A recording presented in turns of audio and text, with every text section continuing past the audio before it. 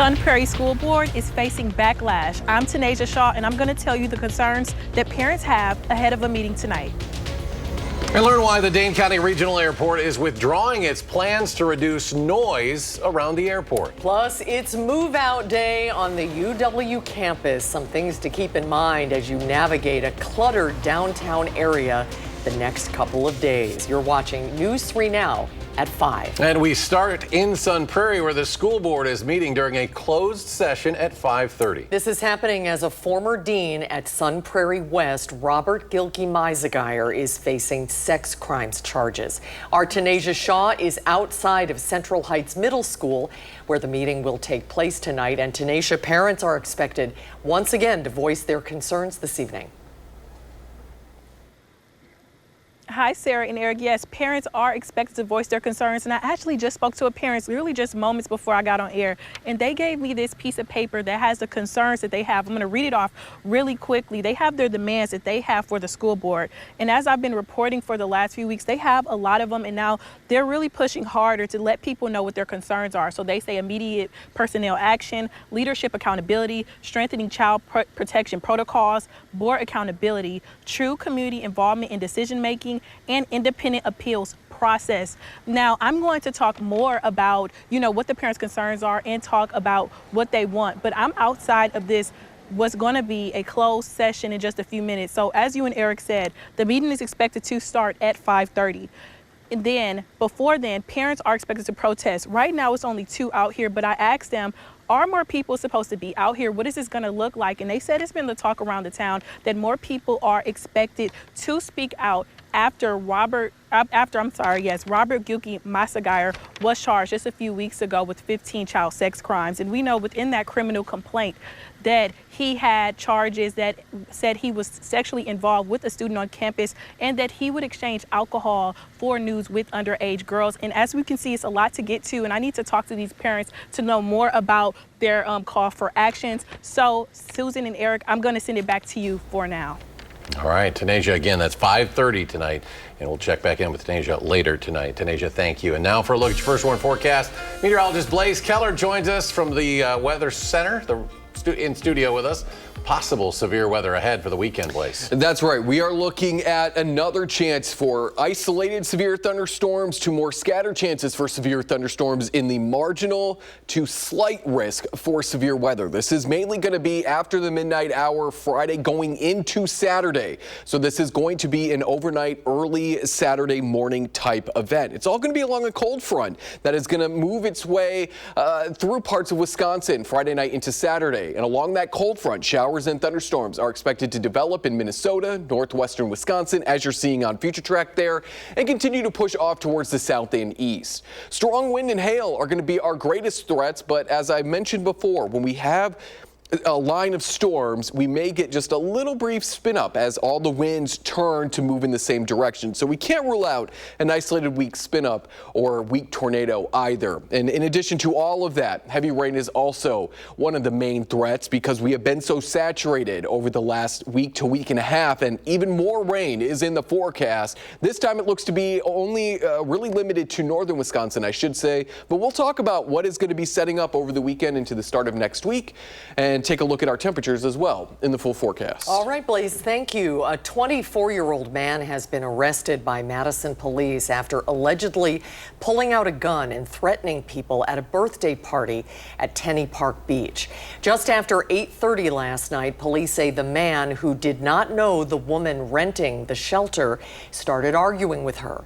When others got involved, the man pulled out a gun and pointed it at people, threatening to shoot them. Police arrested the man and recovered a .40 caliber handgun, cocaine, marijuana, packaging, and distributing supplies. He faces 9 charges, including intentionally pointing a firearm at another. Well, it may not be news to many of us that Madison lakes are a bit dirty, but scientists are going as far as to say they're a little sick. Last year, more Dane County beaches were closed than in any of the past 10 years. Arman Rahman has more on what's plaguing our troubled waters and what we need to do to take care of them. Arman? That's right, Susan and Eric. Those beaches were closed due to the presence of cyanobacteria or blue-green algae. We hear about it almost every summer. But with more warm temperatures and rainfall due to climate change, blue-green algae blooms are thriving more recently. That's why Public Health in Madison-Dane County is working on a model that can predict where beaches are likely going to close due to weather to try to get ahead of it. The bacteria may just cause an adult's stomach to get upset. The toxin we test for is a liver toxin, and it can be really harmful to smaller bodies, so very young children or small dogs. If they start to have like a really high fever or any symptoms that are unmanageable or lead to dehydration, that's when we really encourage people to contact a healthcare provider. Agriculture is also a big contributor to nutrient runoff in local waterways. Representatives with Clean Wisconsin say with 30,000 farms in the Yahara watershed, more younger farmers are trying out new practices to address water runoff, but they need financial support from the legislature to keep it up. More on that in my story tonight on News 3 Now at 10. A huge challenge. Armand, we look forward to your story later. Thank you. Dane County Regional Airport is withdrawing its draft plan to reduce aircraft noise. New Executive Director Mark Papko says the proposal lacked coordination with surrounding communities and was not positioned to receive any federal funding. The airport will now update its long-term master plan and work with the county, city, and Wisconsin National Guard to create a unified strategy. Papko says the goal is a realistic community-backed plan that qualifies for FAA noise mitigation funds to help pay for future projects. Well, some good news for those of you looking to buy a home or refinance your mortgage. The 30-year fixed rate now averages just under 6.6% for the week. Freddie Mac says that's a low not seen since last October. The drop in borrowing rates arrives as more investors expect the Federal Reserve to trim its interest rates next month. Analysts say many would-be home buyers have been holding off on purchases due to higher mortgage rates. U.S. wholesale inflation rose much more than expected last month. New data from the Bureau of Labor Statistics shows prices rising at the fastest monthly pace in more than 3 years. Economists expected prices would rise by just 0.2% in July and by 2.4% annually, but the latest producer price index spiked 0.9% just from June, and that lifted the annual rate to 3.3%. The index measures the average change in prices paid to producers. It serves as a potential bellwether for the prices consumers may see in the months ahead. Well, if you take Highway M along Lake Mendota, you can expect even more traffic disruptions for the next week. The city of Middleton says there will be a significant lane reduction on northbound Allen Boulevard at the Century Avenue intersection. That starts today, and it's part of a planned traffic signal upgrade effort. The city recommends taking University Avenue to Highway 12 to Century Avenue to avoid slowdowns. Work is expected to wrap up around next Friday. Well, today is move-out day and the official start of what some call hippie Christmas. On this day, around 35,000 off-campus leases end, with new leases starting within the next few days. And that, for many, has them moving all at once. Overflowing dumpsters, filling curbs, with tens of thousands of people looking for somewhere to stay until their leases kick in tomorrow. Jack Sullivan says this time is tough because it falls on his birthday, but he did say hippie Christmas is his favorite time of the year. I've gotten a nice cast iron skillet before, good cutlery. I think people kind of just toss stuff on the side of the road and you can usually furnish an entire house without having to pay for anything. So that's pretty nice. Any of you watching at home, if you have a TV, please bring it to my house. I don't know if I can give my address out, but if you see me walking around, I want it. And we also caught up with his brother, Mac, who has also been through this and offers advice for others with the lease gap. It's always going to take longer than you think. Give yourself a solid week. Pack stuff up, know how many trips it's gonna take, where you're gonna take it, when you're gonna take it, where you're gonna stay. Rent a truck early, do everything early, prepare for it as much as you possibly can. Some great advice from those two. Madison Trash and Recycling will be out running daily pickups in the move-out area. And as the school year gets closer, the rideshare app Uber is offering discounts for students between the ages of 13 and 17. For the month of September, Uber is offering free rides and eats for those students. It's tied in with the new Uber Teen accounts, where teens can request rides and food orders with parental supervision. Uber is also offering up to 40% off on school gear through the Uber Eats app. for a limited time. Well, tomorrow is our final day to stuff the bus with our back-to-school drive. Once again, partnering with the Boys and Girls Club of Dane County, collecting donations and school supplies for area students. You can drop off supplies today at any Walgreens pharmacy in Dane County. Boys and Girls Club locations in the greater Madison area, right here at News 3 Now on Raymond Road. Well, Blaze is back with another check of our first warn forecast. And a dramatic river rescue in a Milwaukee suburb caught on camera. We'll take a look next. Plus, all the details about a special celebration of life in the coming weeks, how the Brewers will honor the late, great Bob Uecker. And our Packers senior writer Jason Wilde reports from Green Bay. Jordan Love watching his teammates practice today down in Indianapolis. We'll have the latest. And a check in the markets. The Dow trending down in Thursday trading, falling 11 points. The Nasdaq off 2.5. S&P 500 gains 2. And we'll be right back.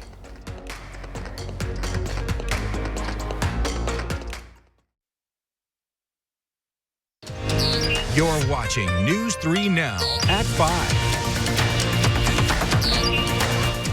The Packers are already down in Indianapolis ahead of their preseason game on Saturday. And that included Jordan Love, still out due to injury, but how much does that even really matter? Our Packers senior writer Jason Wilde has more from Green Bay.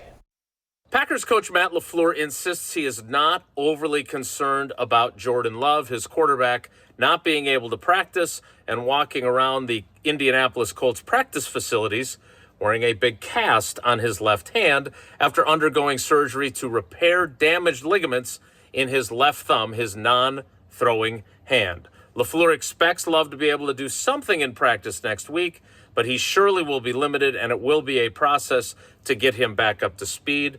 But again, all Matt LaFleur is interested in is making sure that his quarterback is ready for September 7th when the Packers open the regular season at home at Lambeau Field and on Channel 3 against the Detroit Lions. We'll have updates on Jordan Love's situation. He is scheduled to speak after practice ends. We'll have that and much more at channel3000.com. And while you're there, don't forget to sign up for our newsletter, which delivers our Packers coverage to your inbox every day for free. That's it from here. Back to you in the studio.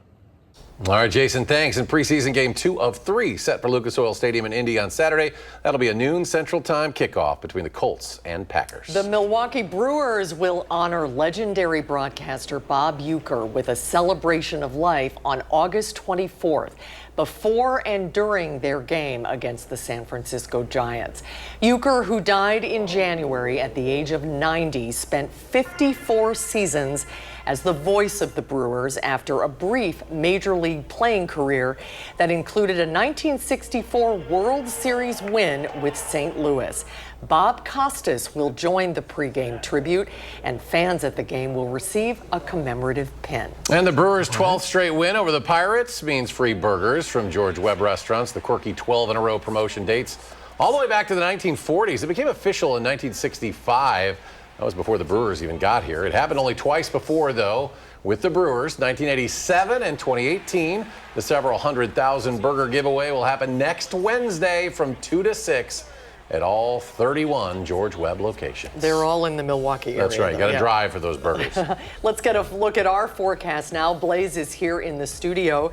How much longer will this dry weather last? It looks like not very long, maybe through the rest of Friday. And then as we head into the weekend, we're going to be adding back chances for showers and thunderstorms. We could even squeeze out another round of severe weather early Saturday morning. Tonight, low 60s. You may want to open up the window and again, give the AC a break. It's not going to be super humid.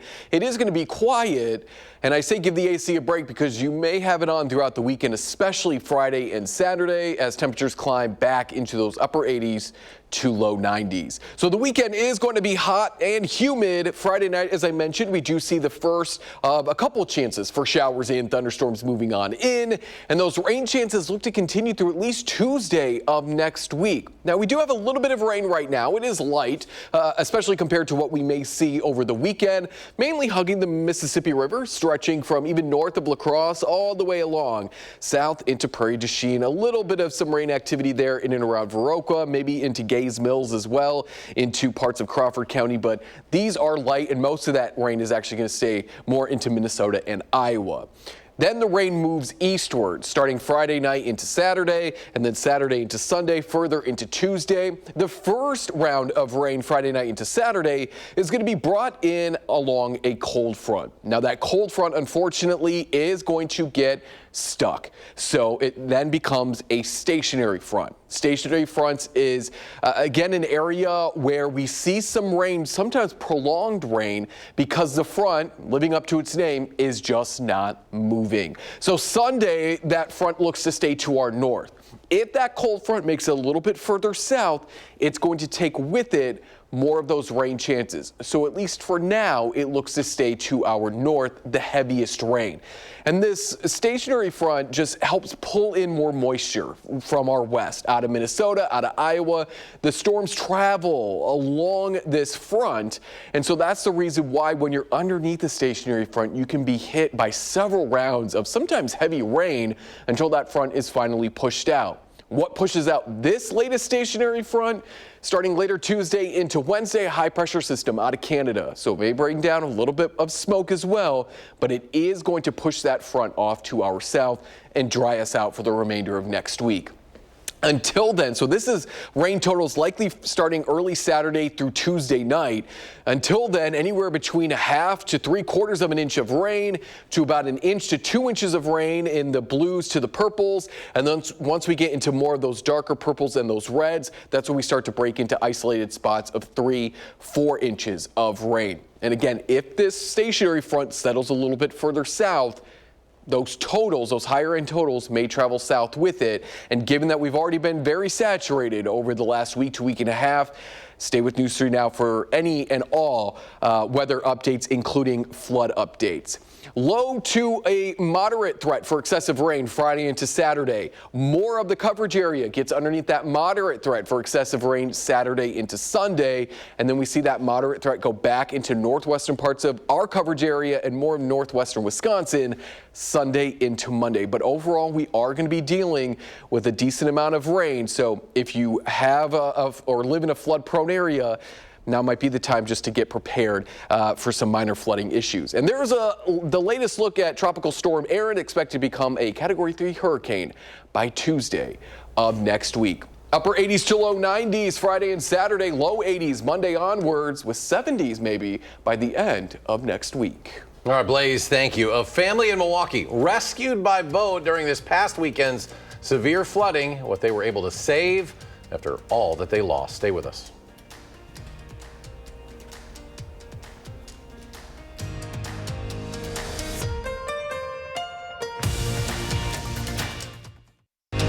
You're watching News 3 Now at 5.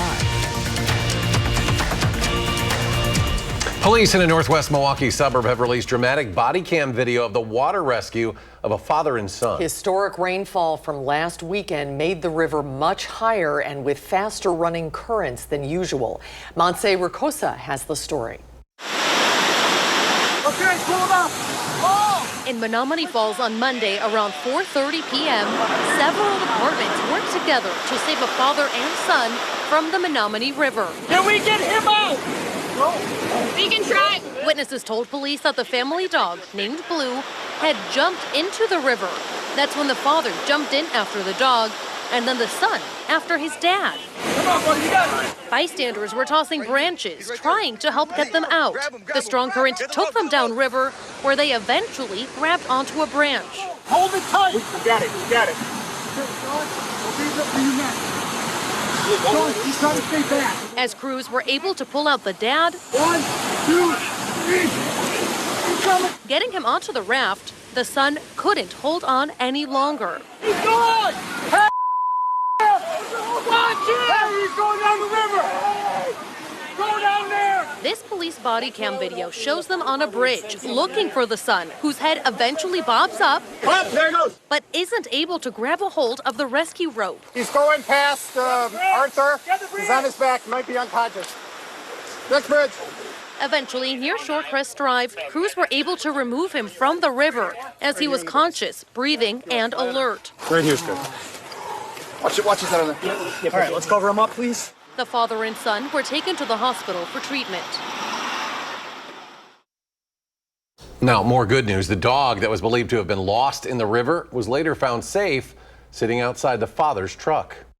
He's become a member of the family, and I just knew that my daughter was about to lose so much. And I thought, if I can do one thing for her, I can save this goldfish. And so we put the goldfish with some water in a little Tupperware in the kitchen, and we handed it to the fireman and asked him to save our fish. Oh, Katie Knitter's family woke up to several feet of water in their Wauwatosa home this weekend. They had to be rescued by boat, and now with their home destroyed and no flood insurance, they're trying to rebuild, but they say it's a little easier with the support of their friends and neighbors. And we'll have a final check of your forecast after a short break.